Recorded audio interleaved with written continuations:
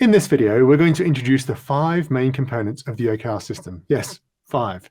There's more than just objectives and key results, which is what the name OKR stands for. It's literally a description of the format. But the name is a bit misleading, as there's so much more going on than just the format. The format isn't even that important. It's just useful. You can adapt it along with the other components for your business once you understand the principles behind it.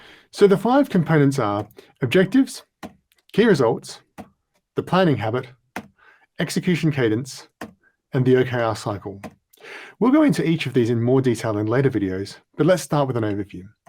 Firstly, objectives. The objective is the first part of the goal format. It sets direction and inspires action. A good objective matters to the people doing the work, to the customers of that work, the beneficiaries, whether they're internal or external customers, and to the managers responsible for the work. Consider the objective to be your key message for the quarter, the parts of your strategy that you will implement for this quarter, or whatever period you're using. I'll just use quarter for convenience sake. Now, you can have more than one objective, but remember to focus. Keep it to the smallest number of objectives you can. 1 is fantastic, 2 or 3 are great. More than 3 starts to get a bit much, because if everything's a priority, nothing's a priority. With 5 objectives, there's a lot of opportunity for misalignment. Now let's talk about key results. We often say we will meet this objective as measured by these key results. This is where the phase 2 comes in, if you recall the underpants names. The key results need to find that sweet spot between high-level outcomes like profit and specifying low-level tasks like collecting underpants or delivering features. What we're trying to do with key results is help people understand the value they are trying to create so they can make better decisions. While the objective can be a bit ambiguous as long as it's memorable and inspiring, the key results must be crystal clear because they are there to clarify exactly what the objective means in practice, define how you're going to measure success, and to specify what problem you're empowering people to your teams to solve. Now, we've covered the O and the KR parts of OKRs. What about the rest? Well, a goal without a plan is just a dream, so let's talk about the planning habit. What's that? Planning? Yes, planning. You may have heard some people talking about initiatives as part of OKRs, but you need more than just a list of initiatives. You need resources, and you need to align with dependencies and stakeholders. The thing with planning is that it's not a step or a phase, but a habit. And it doesn't matter what kind of plan you use. You can be using checklists, you can be using some sort of Scrum, Agile, Kanban type thing. You could be using a normal project plan. You could just use a document. But as you write your OKRs, you plan in collaboration with your team, stakeholders, and dependencies.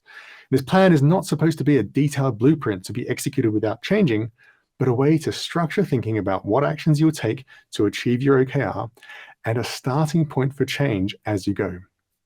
Think of creating and changing the plan as the real technical work of management. The plan enables you to be agile.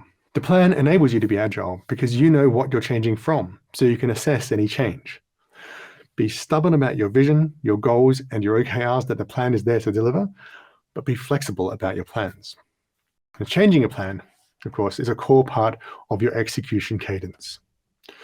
What we need to do as leaders is to create a rhythm or a cadence where we decide what to do, we do it, and then we check the results, celebrate, learn and modify our plan accordingly. That is, we're changing the plan, iterating on it every week, but keeping the OKR, the goal, or the target that our plan is intended to deliver constant. As part of this execution cadence, we're constantly ensuring work gets done. We're creating and following up on the actions that need to happen to deliver the results we've set.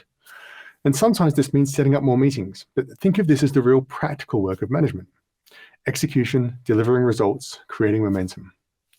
This execution cadence is how OKRs turn into actions and results. Without it, OKRs are just aspirations and will have no effect. Now, finally, OKRs fit into an overall OKR cycle. At heart, what we're doing is setting objectives and key results for a given time frame, usually a quarter.